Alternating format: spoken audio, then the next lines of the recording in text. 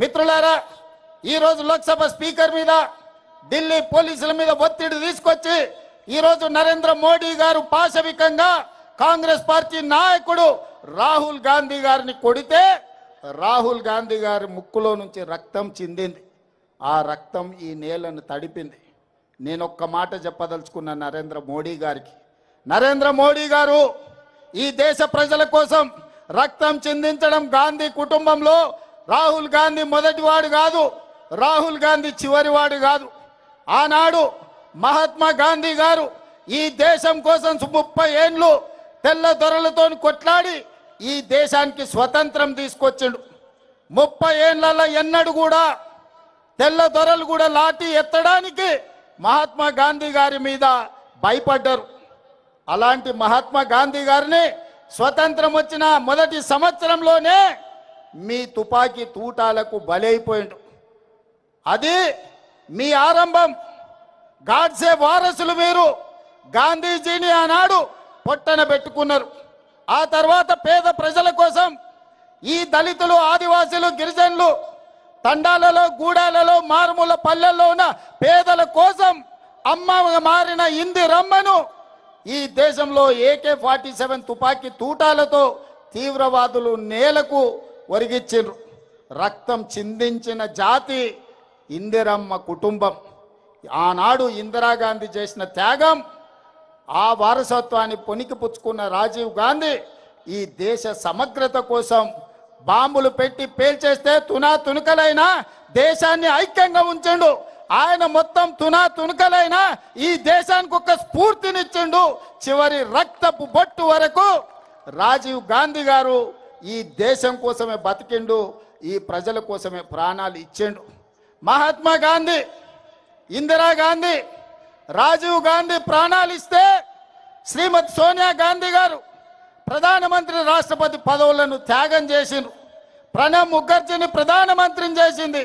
Doctor Manmohan Singh Pranab Mukherjee గారిని రాష్ట్రపతిని చేసింది.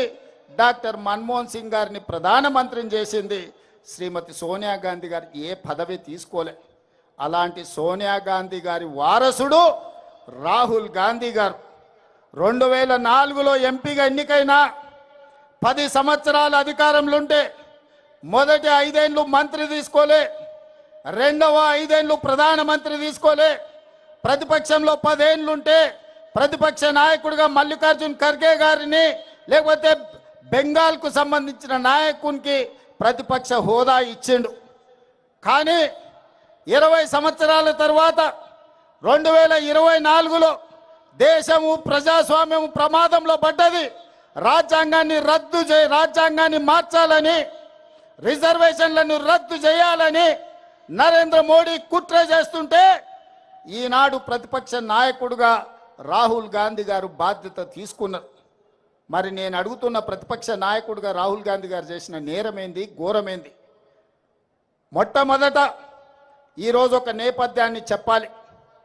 CBSE 10th ఇంటర్ పరీక్షా పత్రాలు గతంలో పేపర్లు దిద్దే విషయంలో జరిగిన అవకతవకలు, కుంభకోణాలకు 2019లో ఇక్కడ ఇంటర్మీడియట్ పరీక్షలు దిద్దిన గ్లోబరీనా సంస్థ, కేటీఆర్ బినామీ సంస్థ ఈడ ఇంటర్మీడియట్ 2019 పరీక్ష ఫలితాలలో అవకతవకలకు పాల్పడితే 27 మంది విద్యార్థులు ఆనాడు తెలంగాణలో ఆత్మహత్యలు చేసుకున్నారు. ఆ రోజు ప్రతిపక్ష నాయకుడిగా, పార్లమెంట్ సభ్యుడిగా ఆనాటి ప్రభుత్వం మీద కొట్లాడితే కోర్టులు ఆదేశాలు ఇచ్చినాయి, గ్లోబరీనా సంస్థ మీద క్రిమినల్ కేసులు పెట్టి చర్యలు తీసుకోమని. కానీ కేటీఆర్ అయిన బినామీ సంస్థ, ఆయన చీకటి మిత్రులైన గ్లోబరీనా సంస్థ యజమానుల మీద క్రిమినల్ కేసులు పెట్టలేదు, అరెస్టులు చేసి జైలుకు పంపలేదు. వాళ్ళ మీద ఎలాంటి చర్యలు తీసుకోకపోను వాళ్ళు బ్రహ్మాండంగా పనిచేస్తుండ్రని వాళ్ళకి ఎక్స్పీరియన్స్ సర్టిఫికెట్ ఇచ్చిండు.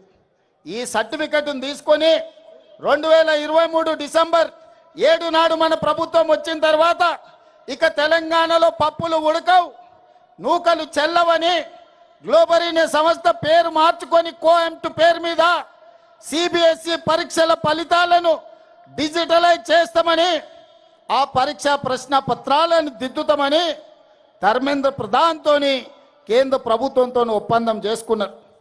ఆ టెండర్లో కేవలం వాళ్ళకి సరిపోయే విధంగా గ్లోబరీనా సంస్థకు సరిపోయే విధంగా నియమ నిబంధనలు పెట్టి సిబిఎస్ఈ పరీక్షలను దిద్దే కాంట్రాక్టు తీసుకొని అందులో అవకతవకలకు పాల్పడితే లక్షలాది మంది విద్యార్థుల భవిష్యత్తు గందరగోళమైతే పరీక్షా పత్రాలను దిద్దింది రద్దు చేసి సిబిఎస్ఈ మళ్ళీ పరీక్షా పత్రాలను మళ్ళీ దిద్దాల్సిన పరిస్థితి. దాంతో చాలామంది విద్యార్థులు ఆత్మహత్యలు చేసుకున్నారు.